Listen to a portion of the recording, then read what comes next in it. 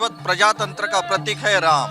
महाराज जी, आप बताइए अनुष्ठान आज के दिन का क्या महत्व हो जाता है? जब कोई भी काम किया जाता है, जैसे कोई मूर्ति होती है तो वो केवल पत्थर की मूर्ति होती है, वो केवल एक उसको मूर्ति बोला जाता है, लेकिन उसकी पूजा नहीं की जाती है। प्राण प्रतिष्ठा का मतलब उसके अंदर प्राण अर्पित किए जाएं, तो ये इसकी एक लंबी प्रक्रिया होती है। किसी भी काम को एक दिन में तो शुद्धिकरण के लिए आप जानते हैं किसी स्थान का शुद्धिकरण होगा, नहीं उसमें प्रतिष्ठा की जाएगी, तो एक लंबा अभियान है। पहले भी इसके पर सर्वदेव अनुष्ठान चला था 3 महीने तक, अब इस बार वापस अनुष्ठान चला है 9 दिन का। तो वो जन्मभूमि के अवसर जहाँ पर स्थान है वहाँ पर उसकी पूजा हो रही है। तो ये अपने आप में एक बहुत ये धार्मिक प्रक्रिया, कर्मकांड है एक प्रकार का, कि मूर्ति के अंदर प्राण डाले जाएं।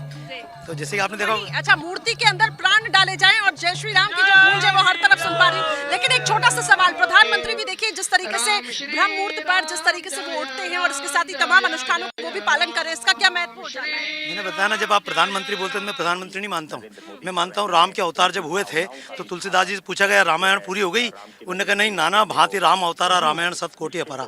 और मैं तभी से इस रथ यात्रा के माध्यम से संदेश जगा रहा हूँ कि राम कहीं गए नहीं। राम ने जब सर्वम प्राण त्यागे, जब रावण कंस बनकर आया तो वही कृष्ण बनकर आए, जब रावण कभी सिकंदर बनकर आया तो वही राम चाणक्य बनकर आए, जब रावण कभी अकबर बनकर आया, औरंगजेब बनकर आया तो वही राम कभी महाराणा प्रताप और शिवाजी बनकर आए। अब इस समय जब देश में आतंकवाद के रूप में, जातिवाद के रूप में, इस सब के रूप में रावण आया है, तो हमारे प्रधानमंत्री, हमारे ये सब परमात्मा के अवतार है और वही अवतार जन जन में दिख रहा है। क्योंकि कहानी नहीं है, ये तो इतिहास है। और ये इतिहास है और इस इतिहास का साक्षी बनने के लिए लोग यहाँ पर पहुंचे हुए हैं, हम और आप पहुंचे हुए हैं। विवेक, ओवर टू यू। आपने अनुष्ठान का महत्व समझा और किस तरीके से राम भक्तों में उत्साह है वो साफ तौर से देखने को मिल रहा है। विवेक,